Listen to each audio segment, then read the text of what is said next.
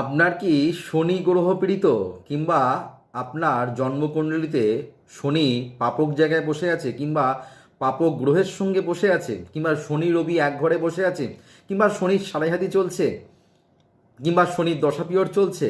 তাহলে অবশ্যই এই উপচারটি আপনাদের জন্য। নমস্কার, আমি অ্যাস্ট্রোলজার শ্রী রাজেন রাজ আপনাদের সামনে নতুন একটা উপচার নিয়ে উপস্থিত। যাদের শনিবার দিন জন্ম, কিংবা শনির দশা পিরিয়ড চলছে, কিংবা শনির গ্রহ দ্বারা আপনারা পীড়িত, তাহলে অবশ্যই আপনারা এই উপচারটি করবেন। অশ্বত্থ গাছের গোড়ায় শনিবার দিন অশ্বত্থ গাছের গোড়ায় আপনারা মাটির প্রদীপের মধ্যে সর্ষের তেল নেবেন, আর হচ্ছে একটা প্রেক, নতুন প্রেক সেটা নিতে হবে। সেটা আপনারা তেলের মধ্যে দিয়ে রাখবেন, সেটা অশ্বত্থ গাছের গোড়ায়। সেই তেলের প্রদীপটা কিন্তু আমরা জ্বালাতে ভুলবেন না। সেই শনিবার করে এটা কিন্তু করতে হবে। কয়েকটা শনিবার যদি আমরা করতে পারেন, দেখবেন শনি গ্রহের কুপ্রভাব থেকে আমরা খুব তাড়াতাড়ি রক্ষা পেয়েছেন। করে দেখুন, খুব ভালো ফল পাবেন।